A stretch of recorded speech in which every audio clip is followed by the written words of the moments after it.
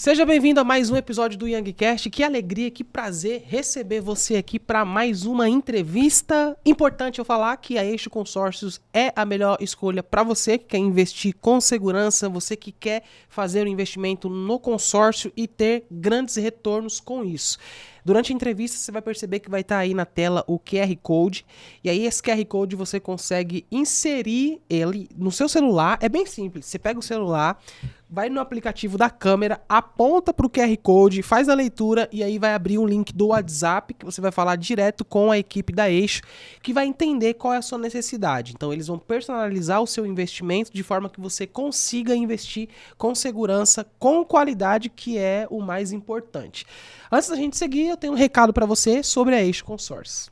Enquanto muita gente trabalha pelo dinheiro, os inteligentes fazem o dinheiro trabalhar por eles. O consórcio deixou de ser apenas uma forma para quem quer comprar bens. Hoje ele é uma das estratégias mais inteligentes para se construir patrimônio com planejamento. A Eixo Consórcios ajuda pessoas a utilizarem o consórcio de forma estratégica para adquirir bens e multiplicar patrimônio sem pagar juros abusivos. Se você quer entender como usar o consórcio para crescer financeiramente, basta apontar a câmera para o QR Code e falar com o especialista da Eixo Consórcios. Eixo Consórcios, não compre apenas bens, construa patrimônio. Condições especiais para inscritos do Youngcast.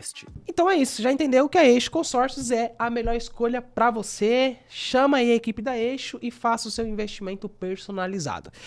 Mais uma entrevista aqui, esse convidado especial que esteve com a gente já aqui no Young, eu falei para ele, cara, faço questão que você volte aqui, que você retorne para gravar com a gente. E ele está de volta, senhoras e senhores. O homem, a máquina, uma fera, alguém que tem feito um trabalho fenomenal. Meu querido amigo pastor Victor Alves, de volta aqui no Youngcast. Seja bem-vindo novamente, meu irmão. Que maravilha, meu irmão. Young, prazer estar aqui com você de novo. Primeira experiência foi maravilhosa. Muito bom o episódio que a gente gravou, a conversa que a gente teve foi muito edificante. E estar aqui de novo é maravilhoso para continuar batendo papo com você, a gente compartilhando conhecimento, meu irmão. Essa primeira conversa que inclusive vai estar disponível aí para você no canal, você consegue pesquisar aqui pastor Victor Alves e aí você consegue assistir essa entrevista assim, que foi fora de série, né? A gente falou muito sobre o luto. O pastor Victor Alves recentemente teve a perda da sua esposa e nessa primeira entrevista nós falamos sobre o luto, sobre como lidar com o luto e sobre como vencer o luto. Então, você consegue assistir aqui no canal. Meu amigo, eu tenho aqui umas granadinhas pra gente trabalhar, tá pronto? Vambora, pronto. Meu amigo, primeira coisa, qual é a importância da gente entender que nós não devemos assumir batalhas desnecessárias de outras pessoas? Em quais aspectos? Às vezes algumas pessoas elas vêm para nós e nós temos aquela visão de ajudar, visão de servir, que é de fato a visão do reino. Mas algumas vezes a gente, por não entender e por não perceber, a gente acaba ajudando alguém, ajudando a tirar alguém de um lugar que Deus colocou. De um lugar que Deus inseriu. Sim. Ou seja, enquanto eu estou tratando, você está querendo tirar essa pessoa desse lugar que eu levei ela para esse lugar para tratar? Qual a importância de entender que nem todo mundo eu devo ajudar para que eu não assuma batalhas desnecessárias? Eu costumo dizer que tem horas que nós queremos ser melhores do que Deus, do que Jesus. Algumas pessoas, Jesus, antes de ajudar, perguntava o que a pessoa queria. Eu já entrei em ventos, eu assumo isso. Eu entrei em ventos, entrei em situações porque eu tentei ajudar pessoas que não queriam ser ajudadas. E aí é uma frustração, uma decepção que eu mesmo busquei. Eu acho muito interessante Jesus perguntar para o cego Bartimeu: o que queres que eu te faça? Porque parece muito óbvio qual é a sua necessidade, parece muito óbvio qual é a sua deficiência. Mas quando Jesus pergunta para Bartimeu: o que queres que eu te faça? Eu entendo que, embora ele seja cego, tem cego que não querem ver. Existem cegos que não querem ver. Como a gente aprendeu lá atrás, o pior cego é aquele que não quer ver. Sabe por quê? Porque a cegueira e muitas vezes a dificuldade te coloca num lugar confortável. Num lugar onde você recebe toda a assistência, você se torna o foco do problema. Jesus pergunta: o que você quer que eu faça por você? Eu já me vi em situações onde eu gastei energia, gastei recursos e no final eu percebi que a pessoa não queria ajuda. E eu fiquei meio chateado até que eu entendi isso. Não, mas a culpa dela é a culpa é sua, que tentou tirar alguém de uma situação que nem foi ela que pediu. Então, é extremamente importante você entender que você não é melhor que Deus, não é melhor do que Jesus. Tem gente que nem pediu para sair daquele lugar, nem quer sair daquele lugar, e você está gastando energia à toa. Ou seja, tem pessoas que, na verdade... Eu até vi uma foto no Instagram essa semana que mostrava isso. Uma pessoa dentro de um buraco, pedindo ajuda, e aí do lado dela tem uma escada. Ué, mas calma aí, como que você quer ajuda se para você sair desse buraco, você tem a solução que tá aí do seu lado, apenas você não quer usar. Então é realmente isso. Tem pessoas que elas se colocam no lugar de vítima para que solicite uma ajuda que ela mesma pode ter, ela mesma Com pode certeza. resolver os seus problemas. Sem dúvida. Como a gente fala aqui em São Paulo, ela mesma pode resolver os seus BOs e Exatamente. quer trazer problema para nossa vida, é isso. Exatamente, sim. Existem guerras que você vai enfrentar na sua vida porque você levou contigo para o seu destino quem não faz parte dele. E grandes pessoas erraram nessa área. Abraão, por exemplo, Deus fala, sai da tua terra, da tua parentela, para a terra que te mostrarei. Ele leva quem Deus não mandou levar. Tem gente enfrentando ventos e guerras porque levou para o seu destino quem Deus não mandou levar. Ele levou seu sobrinho Ló. Lá na frente eles estão brigando por causa de territórios. São brigas desnecessárias, porque você levou quem não deveria levar. Aí sabe o que acontece? Quando você levou quem não deveria levar, é você que vai despedir, é você que vai ter que mandar seguir quem Deus mandou, quem Deus não mandou você levar. Aí ele chama Ló e fala, Ló, você tem que ir para a esquerda, ou eu para a direita, ou você para a direita e eu para a esquerda. Por quê? Porque quando é você que arruma o BO, é você que tem que resolver, meu irmão. Ou seja, eu posso estar carregando pessoas desnecessárias dentro da minha embarcação, travando todo o meu avanço. Sim. E simplesmente porque eu, como meus pais falavam, resolvi pegar a prova com as mãos. Exato. Exato. Sabe o que eu aprendo com isso? Tem tempestades que algumas pessoas estão vivendo que nem eram delas. A prova disso é Jonas, não é? Sim. Jonas, ele está fugindo do seu destino, aí ele entra numa embarcação. Essa embarcação entra numa tempestade violenta. Até que alguém descobre assim, não, tem alguma coisa de errado e não é com a gente. Acham Jonas lá no porão, dormindo. Ele gerou uma tempestade para todo mundo e ele está dormindo. Aí quando perguntam a ele, ele fala assim, não, essa tempestade que vocês estão vivendo é culpa minha, porque eu estou fugindo do meu destino. Eu conheço muita gente que está no meio de tempestades porque levou com ele quem não deveria levar. Aí Jonas dá a chave. Ele fala assim, ó, para essa tempestade acabar, vocês têm que me jogar do navio. Porque se você deixou entrar, é você que tem que mandar embora. Tem gente que tem que ter coragem, romper com a dependência emocional e entender. Tem gente que não deveria estar comigo nesse caminho. Eu preciso aprender a romper. Deus. Eu preciso me livrar de toda a dependência emocional para eu seguir de forma eficaz para o meu destino. Um ponto que é muito interessante, eu queria também trazer para a mesa, o quanto você, principalmente, que veio, né, dessa fase do luto, né, você que, poxa, passou recentemente uma fase onde precisou se realinhar, se reorganizar.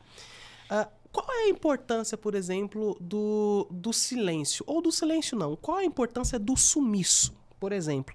Qual é a importância de, às vezes, a gente tomar uma dose de sumiço, sabe? Sair de algumas mesas, sair de alguns lugares, parar de atender algumas pessoas, parar de responder algumas mensagens, parar de estar todo dia mostrando uma vida que a gente não tem no Instagram. Qual a importância disso? Na sua opinião, chega uma hora que todo ser humano ele teria que, pro bem dele, tomar uma dose de sumiço? Com certeza. Todo ser humano que mostra demais é porque não está construindo. Uau. Porque toda pessoa que está construindo não tem tanto tempo assim para mostrar. Uma coisa que Deus me ensina há um tempo é a diferença de exibição para manifestação. Houve um tempo da minha vida em que eu entendi que eu queria me esconder um pouco. E foi necessário. Tem horas que Deus te esconde. Tem horas que você entende que você tem que se esconder. E isso é extremamente necessário. Mas tem horas também que Deus quer revelar algo. E como eu vi muita gente se exibindo, eu tive medo também de me mostrar e aquilo ser exibição. E aí Deus deixou claro para mim, ei, existem pessoas que exibem e existem pessoas que manifestam, que revelam. Exibir é quando você mostra você, seu talento, a sua glória. Revelar é quando a glória vai para Deus. Então existe um momento de se esconder, mas existem momentos que você tem que deixar Deus manifestar o que tem na sua vida para a glória dele. Isso é extremamente necessário. Eu ouvi uma frase que ela falava mais ou menos assim: ninguém tira a paz do ser humano que aprendeu a cultivar a sua própria companhia. Com certeza. Faz sentido? Muita coisa. As pessoas precisam aprender a diferença de solidão e solitude. Solitude é quando você aprende a desfrutar da sua própria companhia. Tem gente querendo exigir que o outro aceite a companhia dele quando nem ele gosta. Tem gente querendo impor para o outro que aceite a sua companhia quando nem você se suporta. Você não suporta a solitude. Quando isso é extremamente necessário, a pessoa ter momentos consigo mesma, amar a sua presença é extremamente necessário. Eu costumo dizer para algumas mulheres que se encontram aceitando qualquer tipo de proposta, de qualquer homem, qualquer migalha, eu digo, a primeira coisa que você vai ter que aprender é ter solitude. É você gostar da sua companhia. Sendo assim, você não vai aceitar qualquer migalha de homens que oferecem muito abaixo do que você merece. Você não vai se contentar com pouco. Não vai se contentar. É aí onde entra, por exemplo, ali a importância do amor próprio? Com certeza. Com certeza.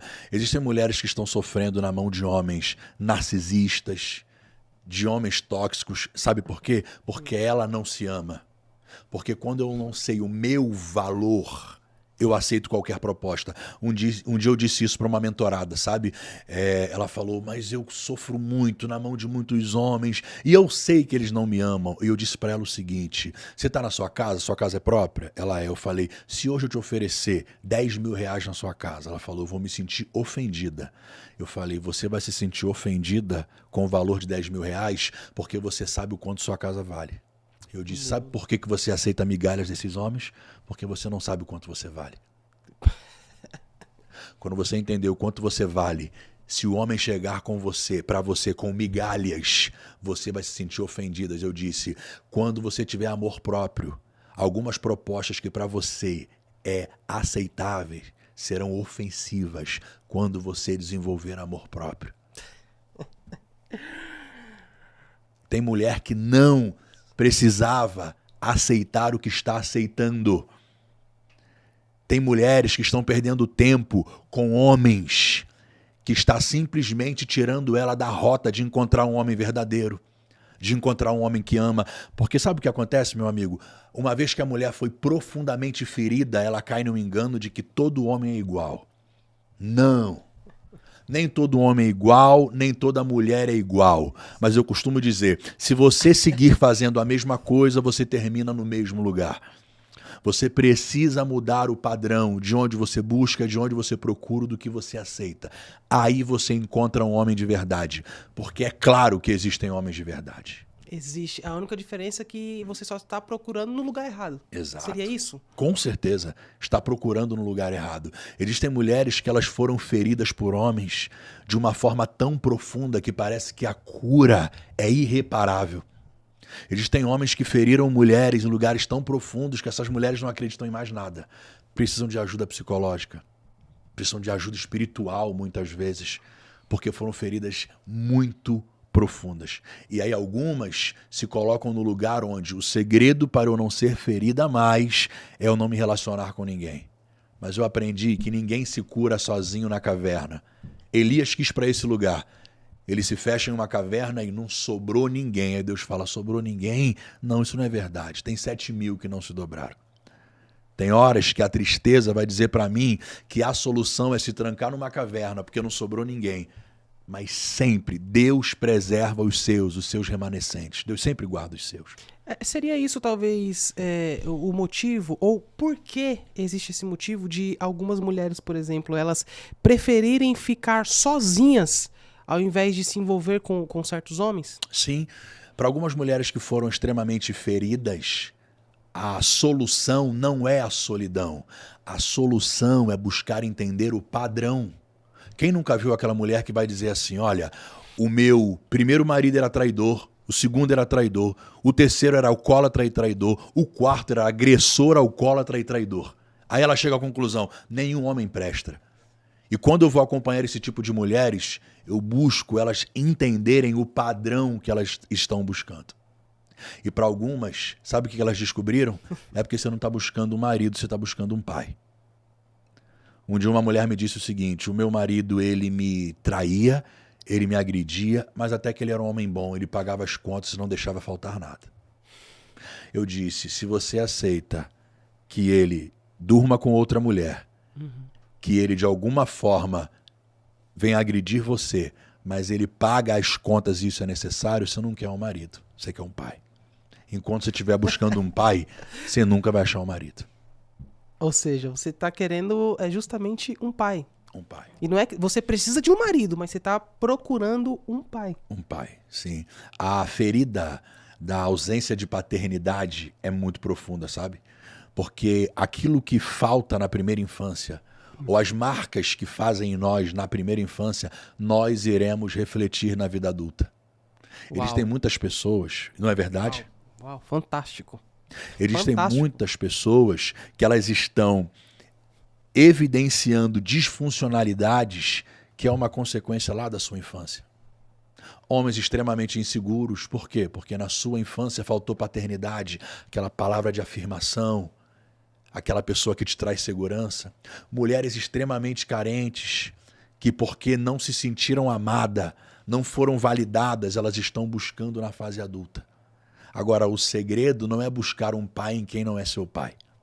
O segredo é você entender que cada pessoa tem o seu lugar e você buscar a paternidade no lugar certo. Para mim faltou paternidade também, sabe? Só que eu não ia encontrar paternidade em outros lugares a não ser em Deus. Quando eu encontro paternidade em Deus, amigo tem lugar de amigo, líder tem lugar de líder, cônjuge tem lugar de cônjuge, cada pessoa tem o seu lugar. Quando eu deixo de ser órfão e buscar paternidades em lugares onde eu não vou achar. Aí eu te pergunto, justamente nessa questão de da insegurança de muitos homens, a gente pode dizer que uma mulher forte e decidida, que sabe o que quer, ela é um fator de intimidação para muitos homens? Muito. Por quê? Todo homem fraco tem medo de se relacionar com uma mulher forte. Vamos digerir, vamos lá, repete de novo. Todo homem fraco tem medo de se relacionar com uma mulher forte.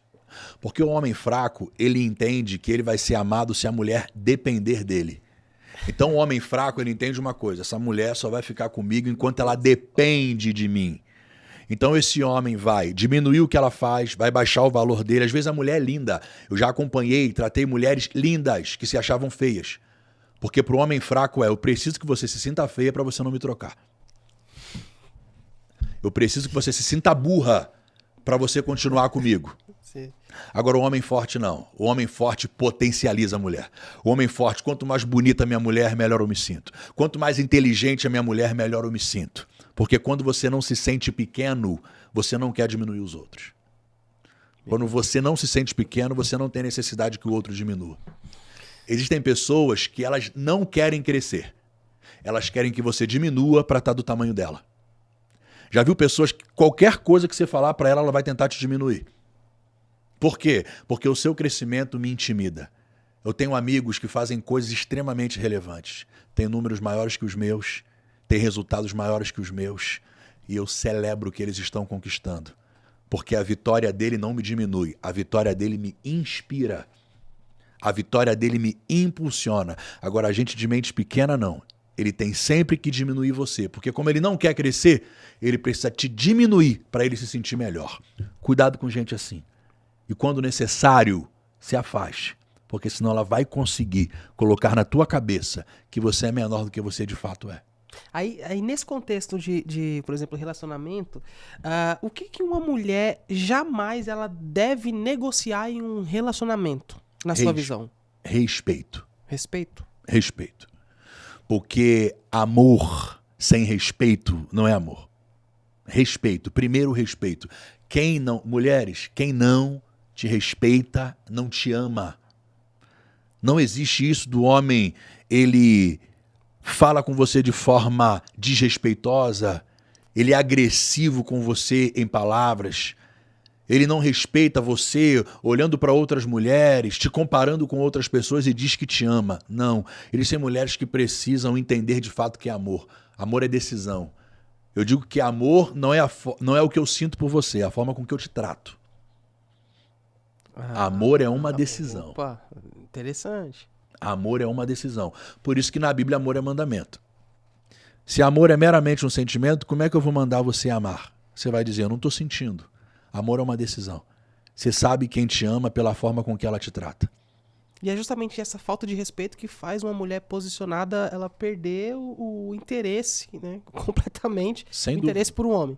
Sem dúvida. Uma mulher posicionada, uma mulher segura, ela não tem problemas de ficar sozinha por determinado momento até que ela encontre alguém que saiba o seu valor.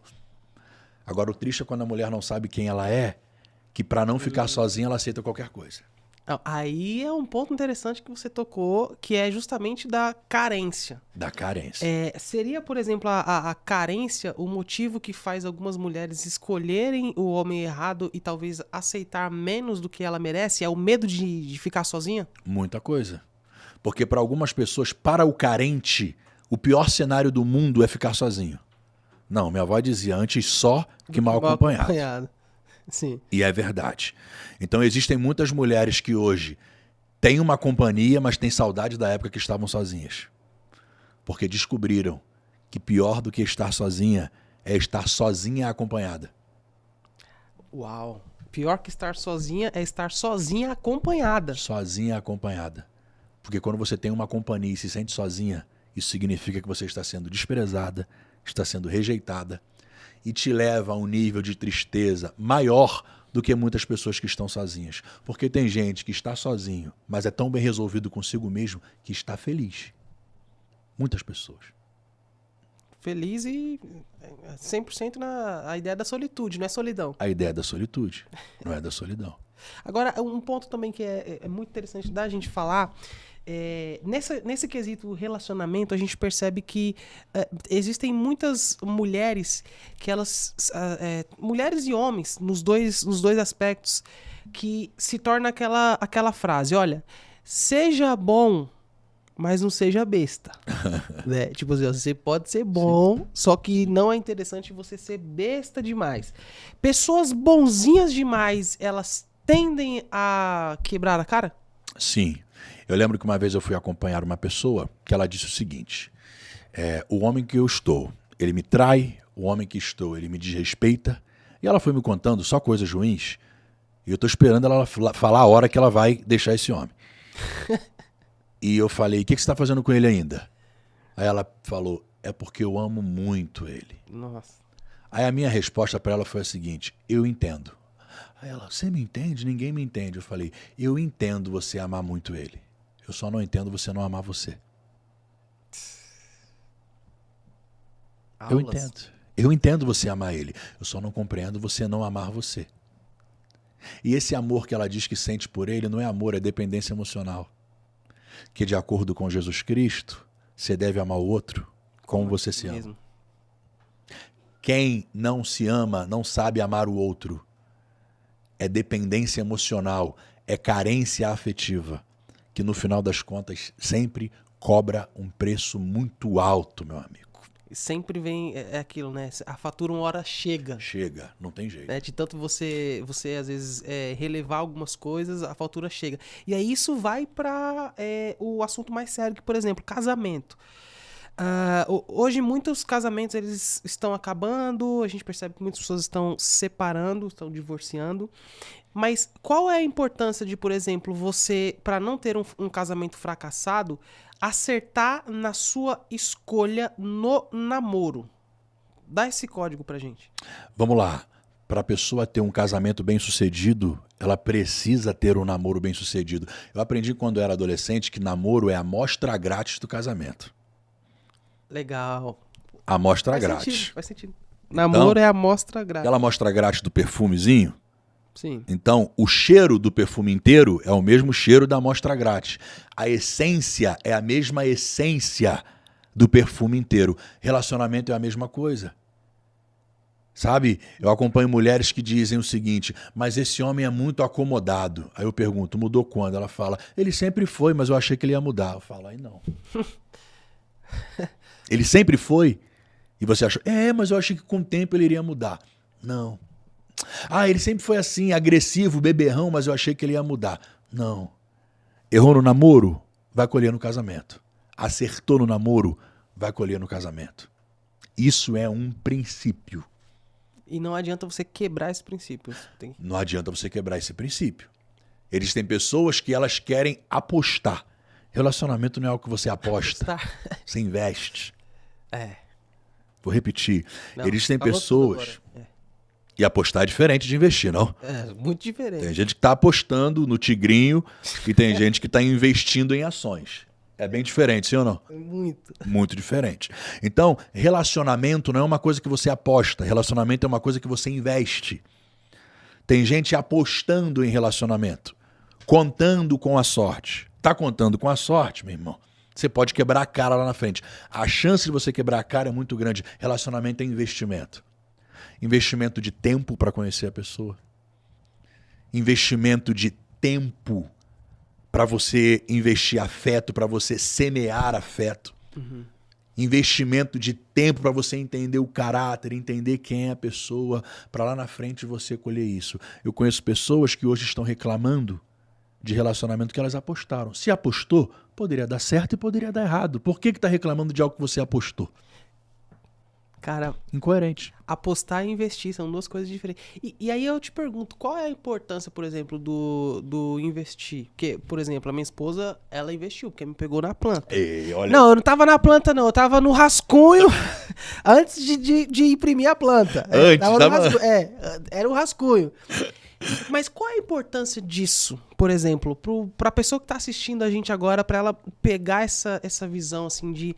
Qual a importância de você construir algo com alguém de fato? Você investir em um relacionamento, às vezes começar sem recursos, sem grana, sem dinheiro, sem condição, sem casa pra morar, sem teto, sem nada. Mas você ir construindo isso no passo a passo. O quanto isso torna a vida e um casamento muito melhor? Relacionamento saudável, duradouro, confiável se constrói com o tempo. A gente sabe que o maior ativo que nós temos é o tempo. E sabe por que é fundamental investir tempo? Porque alguém pode enganar você por um dia, 2 dias, Sim. 2 semanas, mas ninguém vai enganar você por muito tempo. Sim. Portanto, relacionamento, a coisa mais importante é você investir tempo. Porque é impossível você andar com alguém durante muito tempo e ela não se revelar para você. Sim.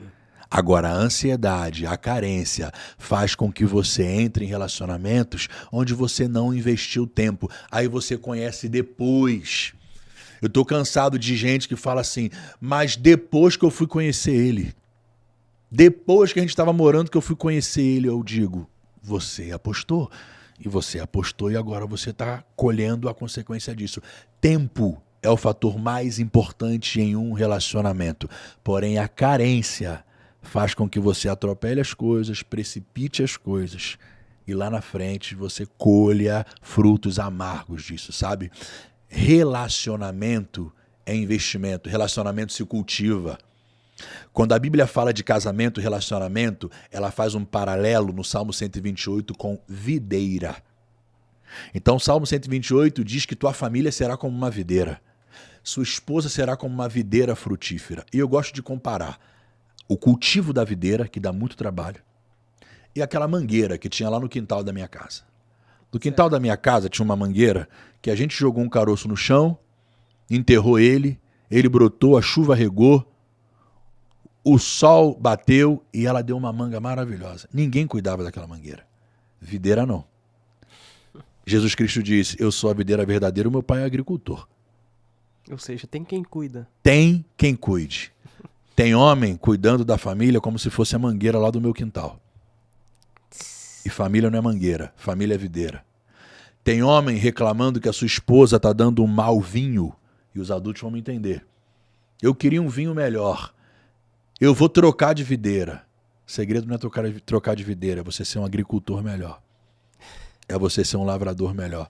Eu conheço um homem que não sabe cuidar de videira e vai trocando de videira em videira e reclamando que o vinho está ruim. Não é o vinho que está ruim, é o lavrador que não sabe cultivar. Aí eu te pergunto, a prática, como ser um bom agricultor? Como ser um bom agricultor? Como cultivar a sua família? Como ter uma família que vai te dar um lugar de deleite, um lugar de prazer, investindo tudo o que você tem de melhor nela, tempo nela e atenção para ela. Você sabe o que de fato a gente dá valor? Aquilo que a gente dedica tempo. Sim. Você sabe o que de fato eu julgo importante? Aquilo que eu dedico a minha atenção. Não adianta eu falar para o meu filho que ele é importante se eu não dou atenção para ele. Existem pais que estão falhando em algo que é crucial. Qual? Eu dou presente para os meus filhos. A minha filha prefere presença que presente. Prefere presença do que presente. A minha A filha presença é mais importante. A presença é muito mais importante. Tem pais que estão se perguntando por que meus filhos deram errado. Eu dei tudo para ele. O que é esse tudo? Presente. Família precisa de presença muito mais do que de presente. Agora, outro aspecto também muito importante que é amizades. A gente sabe que o ser humano ele nasceu para isso, para se relacionar.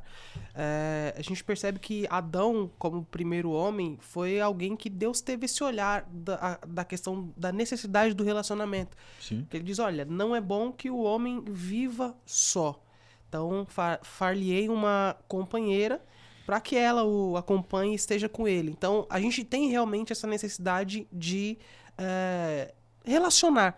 Por mais que é importante, como você falou, a questão da solitude, que a vida é de fases, então existe horas e horas e tá tudo bem, tem horas que tem que estar um pouco mais retirado, um pouco mais intimista, outras horas é preciso sim você cultivar boas amizades, e principalmente nessa fase atual da internet, que a gente só ouve pessoas falando acerca da amizade como algo ruim, mas a gente precisa também ter uma mentalidade de que, cara, nem todo mundo é ruim, existem sim pessoas boas, existem sim amizades que vale a pena você investir, existem sim pessoas que vale a pena você investir. Aí a gente entra nesse tema, amizade. Qual é a importância da gente construir amizades, principalmente quando a Bíblia diz que existem amigos que são mais chegados que um irmão? Você falou tudo agora. O sábio Salomão já disse lá atrás: ame um amigo em todo o tempo e na angústia nasce um irmão. O que ele está dizendo é que existem amizades que no dia mal ela vai se revelar. No dia mal ele vira um irmão. Quem nunca passou por um dia mal e você descobriu que alguns amigos na verdade eram irmãos e outros nem amigos eram? O dia mal é revelador. No pior dia da minha vida, que foi o dia da morte da minha mulher, e os dias que sucederam isso, meus amigos me acolheram. Amigos com laço sanguíneo e amigos irmãos que a vida me deu. E eu digo para você que se eu tivesse tudo e não tivesse eles, eu não estaria aqui. Se alguém perguntar uma coisa, qual o segredo para você estar de pé hoje aqui? Eu cultivei amizades. E quando chegou o dia mal, meus amigos me cuidaram. Coitado do homem que tem tudo e não tem amigos. Ele pode achar que tem tudo, né? Ele não tem tudo. Coitado. Eu aprendi que mais importante do que chegar longe é chegar junto. Tem gente que para chegar rápido abandona quem não deveria abandonar. Eu gosto que Jacó, depois que passou por Peniel, ele se reconcilia com seu irmão e o seu irmão fala, vamos juntos na jornada. Olha o que Jacó fala para o seu irmão. Vai na frente, porque eu tenho crianças, eu tenho animais. E se eu andar na tua passada, eu vou sacrificar crianças e animais. Tem horas que o homem de família tem que entender. Eu tenho que dar uma desacelerada para não sacrificar os mais frágeis. Tem homem que está correndo tanto que deixou a família para trás. Esqueceu o bem mais valioso que ele pode ter. Esqueceu o bem mais valioso. E eu conheço alguns que chegaram. E depois que chegaram, chegaram sozinhos. Não teve o mesmo sabor. Porque melhor do que chegar longe é chegar junto. E aí onde entra a importância também da modelagem? Você acredita nessa visão de, por exemplo, eu preciso selecionar os meus amigos ou não? Amigo é aquele que... O verdadeiro é aquele que chega na sua vida no momento que você talvez não escolheu, mas ele foi talvez um suporte para você, ele foi necessário para aquele tempo? Ou, na verdade, nós também temos controle sobre quem nós damos acesso? Eu posso escolher o tipo de amigo que eu posso ter? Com certeza. Existem pessoas que eu amo, mas não servem para ser meus amigos. Eu gosto quando Salomão diz o seguinte, tem tempo de abraçar e tempo de afastar de abraçar. É tão difícil as pessoas entenderem isso, que afastar de abraçar não é deixar de amar. Mas tem horas que é necessário afastar de abraçar. Tem gente que você gosta muito, mas se você continuar abraçado com ela, você vai adoecer junto com ela. Porque tem gente que não quer melhorar, não quer avançar e vai acabar adoecendo você. Eu conheço gente que adoeceu nesse lugar, porque não entendeu. Eu continuo amando você, mas eu preciso seguir. Porque não adianta eu continuar abraçado com você e a gente se afogar junto, a gente morrer abraçado. Ter esse entendimento é extremamente fundamental. Aí é onde entra o famoso deixar ir. Deixar ir. É necessário deixar ir? Com certeza. Eu gosto quando Paulo diz o seguinte, ele diz assim, alguns foram porque não eram dos nossos, porque se fossem dos nossos teriam permanecido. Paulo está dizendo algo precioso. Para de fazer força para ficar na tua vida quem precisa ir. Porque quando você faz força para ficar na sua vida quem não deveria estar, você não abre espaço para quem deseja chegar e precisa chegar na sua vida. Você não abre espaço. Tem gente fazendo muita força para ficar na sua vida quem nem quer ficar mais. Sabe o que vai acontecer? Você vai se desgastar, vai fazer força, e quando um dia você afrouxar, ele vai. Eu só quero na minha vida quem quer ficar. Se alguém quiser ir, deixa ir. Eu recebi uma convidada no Yang uma vez que ela falou algo que eu achei interessante. Ela falou assim, Yang, o conceito de amizade, ele é como, por exemplo, o banco. O banco, você vai na agência e você faz... duas coisas que você vai fazer quando você vai na boca do caixa. Ou você vai depositar ou você vai sacar. Sim. Então, você ou deposita ou você saca. Só que no contexto amizade, o que deve haver dos dois lados é depósito. Pronto. Tanto o lado de cá quanto o lado de lá. Você tem que ceder, você tem que dar o ombro, você tem que depositar a confiança na amizade, depositar uma boa relação. Só que quando acontece o contrário, quando você faz muito por uma pessoa e ela faz pouco por você, isso não é depósito, isso é saque, isso é um roubo. Porque você está depositando, está investindo tempo, atenção, você fala com a pessoa, e aí a pessoa, você está ali a todo momento junto, próximo, o que ela precisa, você está à disposição, tá com sede, você é uma torneira, vai lá e dá água. Quando chega na sua vez, o que acontece? A água acaba.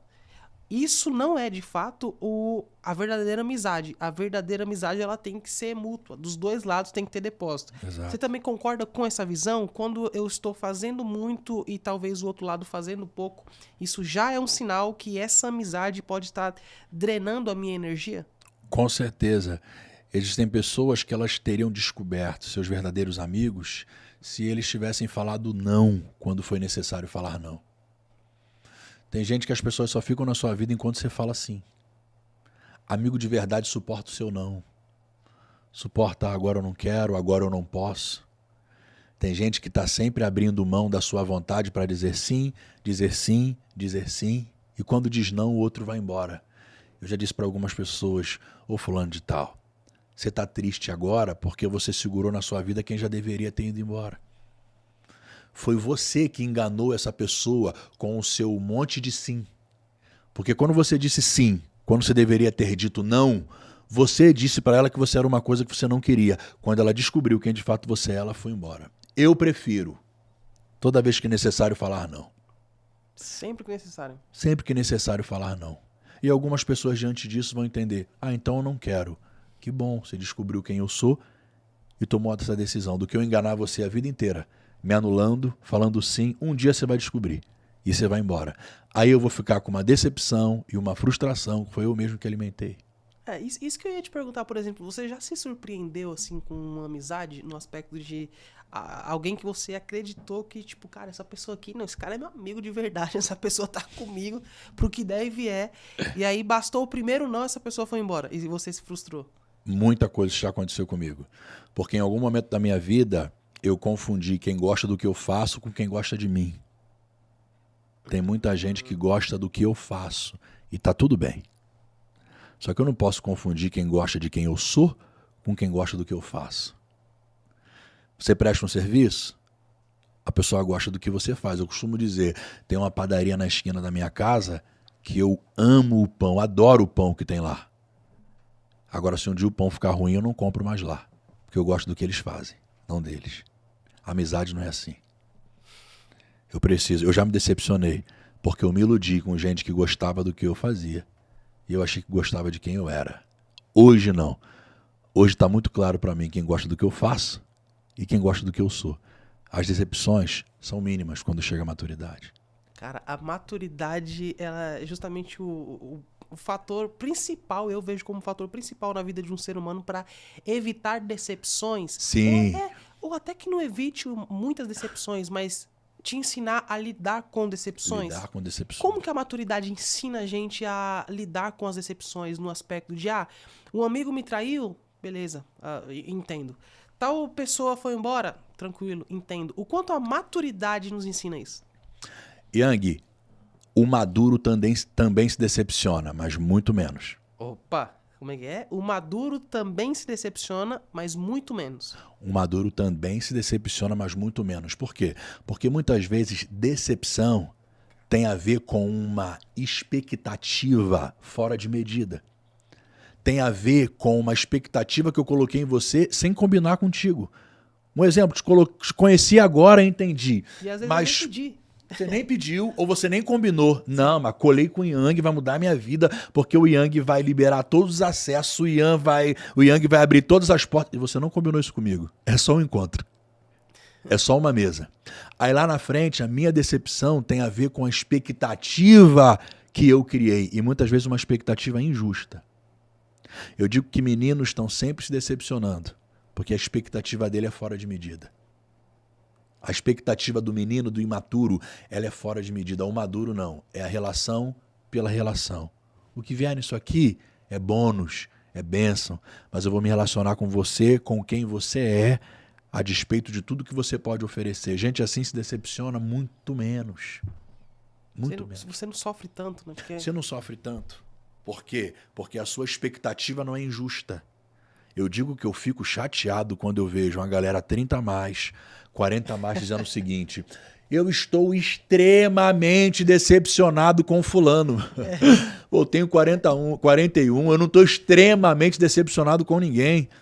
Sabe por quê? Porque eu não estou colocando sobre alguém uma expectativa que ele não combinou comigo, poxa. Tem gente que está decepcionado com pessoas que ele colocou uma expectativa na pessoa que a pessoa nem combinou com ela. Sabe o que acontece? É egoísmo meu. Tem gente dizendo que está decepcionado com o outro. Egoísta não é o outro. Egoísta sou eu, que já me aproximei de você com uma expectativa fora de medida que eu nem combinei com você, que nem fazia sentido para você. Agora o maduro não. O maduro não vai colocar uma expectativa além da medida e aí também não vai viver frustrações desnecessárias. Ele não vai se frustrar. Aí é onde entra aquela frase: não crie muitas expectativas nas pessoas. Isso não é individualismo, isso é real. Não, é real, isso é maturidade. É maturidade. Não é isso tipo é você é individualista ou eu olhar, ver sempre o lado negativo das pessoas. Não, isso é maturidade. Isso é maturidade. Isso é maturidade. Tem gente que se frustrou porque a expectativa que ele colocou tem a ver com ele. Tem a ver comigo, não tem a ver com quanto você pode entregar. Quanta gente se decepciona com o outro, sabe por quê? Porque eu coloquei sobre você uma expectativa que eu nem sei se você consegue entregar, mas resolve minha vida. A grande questão é que o maduro, quando vai se relacionar, ele vai para servir. Sabe por que o maduro, em uma relação, ele não fica se decepcionando? Porque ele chega para servir. E porque ele chega para servir, a expectativa dele é servir, porque ele está bem resolvido. Agora, gente má resolvida está sempre decepcionado e frustrado com pessoas que não atenderam as suas expectativas, que nem foi combinado. Nem foi combinado. Tem muito mais a ver com o meu egoísmo e com a minha imaturidade. Agora, um outro ponto também muito interessante é o que fazer quando eu sou traído. O que fazer quando um amigo me trai, quando alguém que eu depositei a confiança, ele me traiu. Pelos olhos da maturidade, como eu devo agir? Quando eu sou traído, a primeira coisa que eu entendo que eu tenho que fazer é não deixar meu coração azedar. Eu lembro que houve uma fase da minha vida onde eu sofri muitas traições. E o que Deus falou comigo foi: vai deixar seu coração azedar? Vai se tornar alguém amargo por causa disso? Não é porque te ofereceram traição e amargura que você vai se tornar um amargo. Lembra do seu mestre, lembra de Jesus Cristo. Quando ele foi traído, ele ofereceu perdão. Quando ele foi traído, ele não julgou que todo mundo é traidor. Tem gente que, porque encontrou um Judas na vida, acha que todo mundo é Judas. Não, meu irmão. Nem todo mundo é Judas. Nem todo mundo trai. O problema é quando a traição transforma você naquilo que você não é. Muitas vezes eu tenho que ensinar isso para algumas mulheres. Não permita com que o traidor transforme você naquilo que você não é. A pior coisa que um traidor pode fazer com você é fazer você desacreditar completamente em qualquer relação. A pior coisa que um traidor pode fazer com você é transformar você em uma mulher amarga. A pior coisa que o traidor pode fazer com você é transformar você numa pessoa isolada. Então, não permita com que o mau caráter dele transforme e destrua a sua vida. Não, traição é sobre ele, sobre o caráter dele, sobre quem ele é. Não permita com que isso transforme você. Não permita com que isso transforme você. Outro assunto também que é muito interessante é justamente... Eu via isso há um tempo atrás, e era um vídeo de um pastor americano. O pastor americano, ele estava tirando algumas dúvidas de um pessoal, e aí chegou uma moça e perguntou para ele, falou... Olha, eu tenho uma pessoa na minha família que eu a amo muito, eu a respeito muito, mas ela me trata muito mal, ela fala coisas ruins sobre mim, ela age comigo de uma forma que não é interessante, não é confortável, mas eu aprendi que eu devo perdoar as pessoas com Cristo. Eu estou certa? E aí o pastor responde, sim, você está certa, mas eu quero te fazer uma outra pergunta. Até quando você consegue continuar tomando veneno e continuar viva? Nó. Pelo aspecto de, tudo bem, é alguém que você ama, é alguém da sua família, é alguém que você respeita. Mas até quando você consegue continuar aceitando ofensas, aceitando maus tratos, aceitando desrespeito, apenas por achar que o respeito faz você merecer algo ruim de outra pessoa? Quanto você acredita nisso, nessa visão de que não importa se é da sua família ou não, se é do seu sangue ou não, você sempre deve entender que você não pode continuar tomando veneno que familiares estão te entregando? Com certeza, existem pessoas que elas vão associar o perdão liberado ao acesso liberado. Existem pessoas que receberam o seu perdão, mas não o acesso ainda. Porque tem gente que, se você continuar se relacionando, é o veneno que você bebe, é o adoecimento que você recebe. Então, o perdão é para todos, o acesso nem sempre, porque acesso se conquista. Perdão é para aquele que nem merece, acesso é só para quem merece. Perdão é para todo mundo, acesso não. Então, entender isso é muito importante. Porque tem gente que perdoou e liberou o acesso. E aí foi envenenado de novo. Qual a importância também do silêncio quando você conquista algo? Por exemplo, tem muitas pessoas, principalmente na era do Instagram, da internet, que você comprou o carro, você quer chamar os seus amigos, vem cá, eu comprei esse carro e andar. Você comprou a casa, você já quer colocar gente dentro da sua casa. Você é aquela pessoa que quer a todo tempo mostrar para as outras pessoas, achando que todas essas pessoas elas vão ter um coração puro com relação à sua conquista e não vão te invejar. Qual a importância e o quanto isso nos traz proteção? Não contar a todo mundo as nossas conquistas, até mesmo antes de realizá-las, de forma alguma. A pessoa que ela é sarada, para ela é muito mais importante ela conquistar do que ela contar. Uma pessoa mal resolvida, para ela o contar é mais importante que conquistar. Porque o que ela quer é reconhecimento do outro. Tem gente financiando carros que ele não pode pagar para agradar quem nem gosta dele. Tem gente subindo um padrão de vida, não um padrão de vida, um padrão de gastos, para acessar lugares, para estar em lugares que nem querem ele lá, que nem é o lugar dele ainda. Eu conheço gente que fez de tudo para acessar alguns lugares que não eram dele ainda e depois ele teve que voltar. Por quê? Porque descobriram que ele era uma farsa. Então, tem horas que o construir em silêncio é o melhor. O construir em silêncio é o melhor. Enquanto você está trabalhando, você construir em silêncio, né? Desde a antiguidade não se viu, nem se ouviu um Deus semelhante ao nosso que trabalha para aqueles que nele esperam. Nem sempre, como diz a música da Cassiane, quando ele fica em silêncio, é porque ele está trabalhando. Então, geralmente, quem está trabalhando está em silêncio. Quem está trabalhando está em silêncio. Não está tocando trombeta. Estou trabalhando em algo. Tem gente que está sempre no gerúndio, né? Tô construindo, tô fazendo. Não, meu irmão, o que você fez? Conta depois que você construiu. Conta depois que você fez. Sabe por quê? Essas pessoas, elas querem a recompensa antes da obra concluída.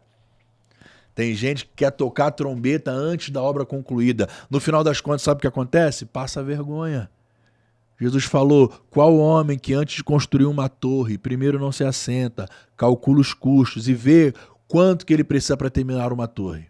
Para que não? Começando a torre, ele pare ela no meio e quem passa por ele diz o seguinte, ih, rapaz, olha como é tolo esse homem, começou e não consegue concluir. Então, o falador, ele fala antes de concluir e muitas vezes para no meio e passa vergonha. Desnecessária. Porque enquanto está trabalhando, silêncio. Não fala, não conta. Fala, não conta. Eu vi um corte seu que eu achei assim, cara, fantástico, justamente que você falava sobre pessoas que elas saem da igreja, né? Elas se afastam da igreja e aí essas pessoas não voltam mais. Isso me lembrou muito ali acerca do filho pródigo, que o filho pródigo, ele acorda de repente, pai, eu não quero saber, quero minha herança, quero o que eu tenho direito e vou embora. E o pai prontamente, ele faz isso. E conjecturando isso com algumas igrejas e com pessoas que saem e entram da igreja. E eu queria dar continuidade nesse contexto e te perguntar como que a gente consegue identificar quando uma igreja é de fato uma igreja? Eu costumo dizer que você conhece uma igreja, se ela é saudável, por como ela trata quem sai, quem vai embora. Quem vai embora? Quem vai embora. Não é quem chega? Não, é muito fácil tratar bem quem chega, porque quem chega traz benefício, quem chega traz recurso, quem chega traz mão de obra e é válido. Também pastorei a igreja, é válido. A igreja tem aquele departamento de recepção, receber muito bem. Agora eu costumo dizer, você quer saber se uma igreja é saudável? Como ela trata quem sai? Quem saiu dessa igreja pode continuar sendo amigo das pessoas aqui? Porque tem lugar que se você sair, para de seguir o fulano. Tem lugar que se você sair, não é amigo mais nosso, é rebelde. Cria teorias bíblicas para tratar o outro como rebelde quando ele continua sendo irmão. Se saiu daqui e a gente não pode falar mais, não é igreja, é facção. Porque a igreja de Cristo, se for congregar em outro lugar, continua sendo meu irmão. Igreja não é quadrilha. Quem saiu daqui continua sendo meu irmão. Eu conheço uma igreja por como ela trata, por como ela ama quem foi embora. Foi embora, continua sendo meu irmão, é saudável. E aí a gente tem também aquele outro contexto de quando as pessoas saem da igreja, a importância de orar por elas, já no contexto de não uma pessoa que transicionou talvez de uma igreja para outra, mas a pessoa que se afastou da igreja, né? Naquele contexto de continuar orando por ela, de buscar as almas que se foram. Nesse contexto, quanto a gente consegue aprender, por exemplo, com aquele pastor que deixa 99 para ir atrás de uma ovelha, né? Lucas capítulo 15 fala exatamente sobre isso, fala sobre o perdido. E na parábola do bom pastor, fala que ele tem 100 ovelhas e ele deixa 99 no deserto e vai atrás daquela que se perdeu. Porque Jesus Cristo diz que uma vida, uma alma vale mais do que o mundo inteiro. Mais valioso do que o aprisco, mais valioso do que a estrutura é uma vida. Nós vivemos em dias onde parece que o que mais valioso é a estrutura. Igreja não é estrutura. A estrutura serve à igreja. A estrutura serve às pessoas. Não é o contrário. Não é a custo da vida de pessoas crescer uma estrutura. É usar a estrutura para servir e para fazer as pessoas crescerem. Isso é a verdadeira igreja. Isso é a igreja saudável. Isso é a igreja de Cristo. Isso é a igreja de Cristo. Aí, ó, por exemplo, algumas pessoas dentro da igreja que elas falam assim, eu não sei, quero saber qual que é a sua visão acerca disso. Sim. Né? Tem algumas pessoas da igreja que assim, pra talvez justificar a saída de alguém da igreja. Ah, a pessoa que tá na igreja e ela saiu da igreja por causa... Porque a igreja tem defeito, a igreja tem problemas, toda igreja vai ter. Só que a pessoa que sai da igreja, que tá na igreja e sai dela por causa de um problema de alguma pessoa ou de outra, ela nunca esteve na igreja por causa de Jesus. Qual que é a sua opinião? Então, isso é muito complexo, porque toda igreja tem problemas. Não, todo ser humano tem problemas. Todo lugar onde tem gente tem problemas e tem divergências.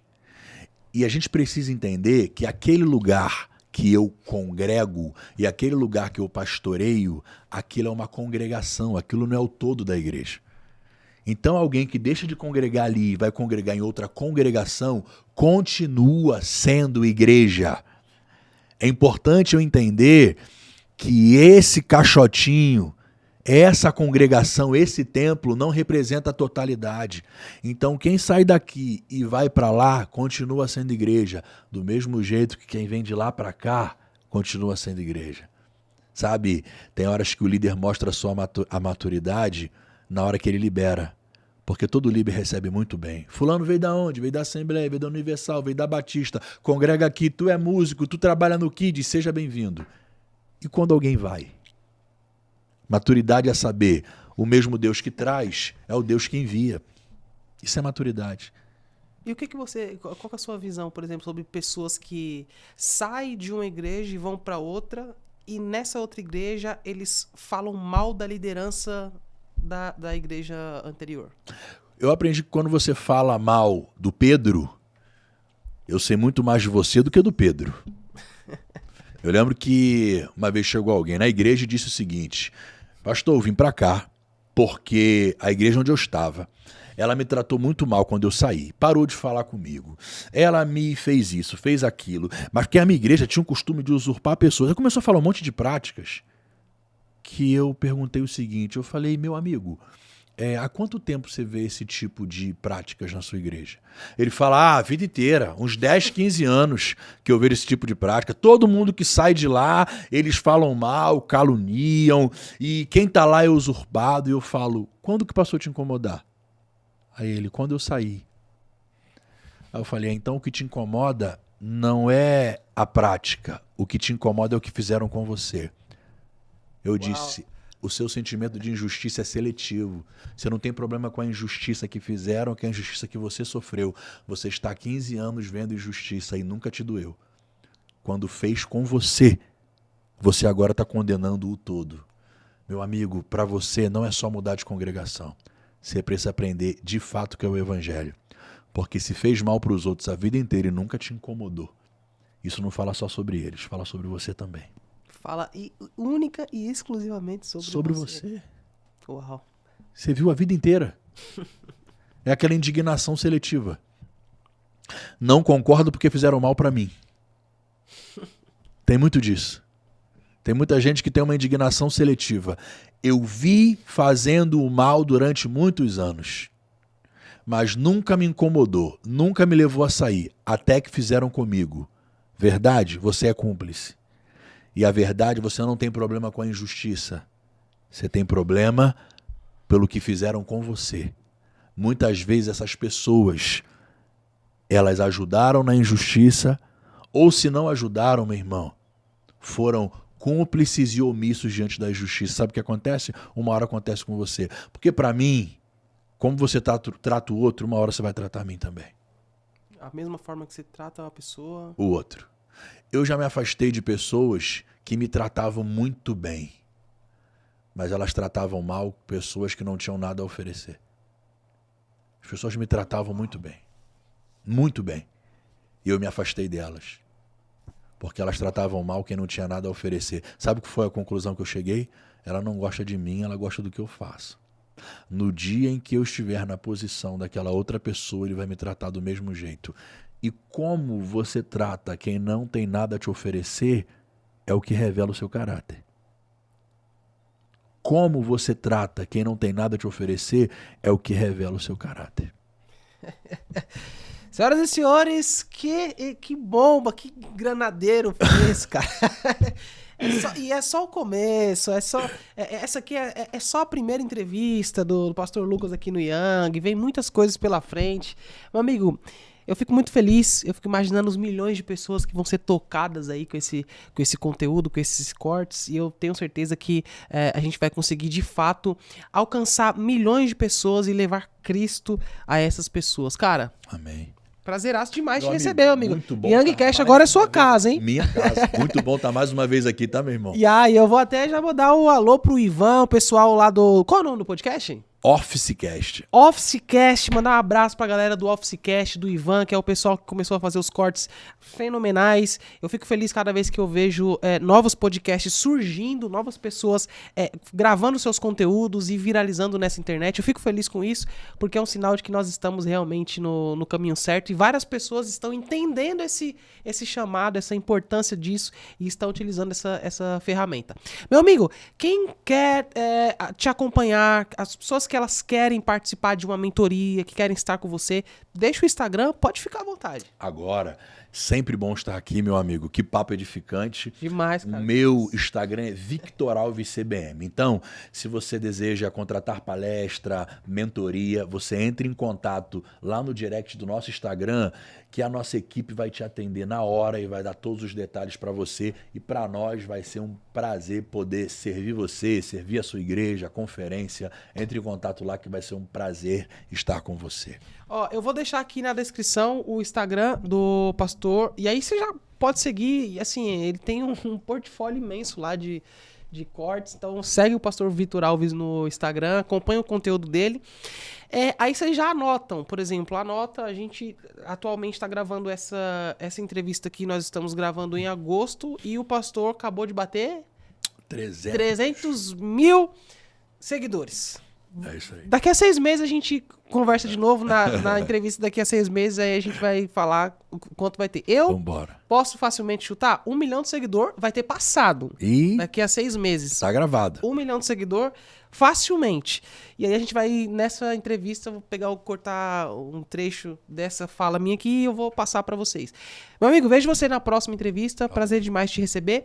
Eu vou ficando por aqui. Não se esqueça de se inscrever no canal, ativar as notificações pra você não perder nada e seguir a gente também lá no Instagram. Vejo você na próxima entrevista. Recomendo que você assista a entrevista com o pastor Victor Alves falando sobre luto, que já está disponível também aqui no canal do Young Cast. Vejo você na próxima entrevista. Tchau, tchau.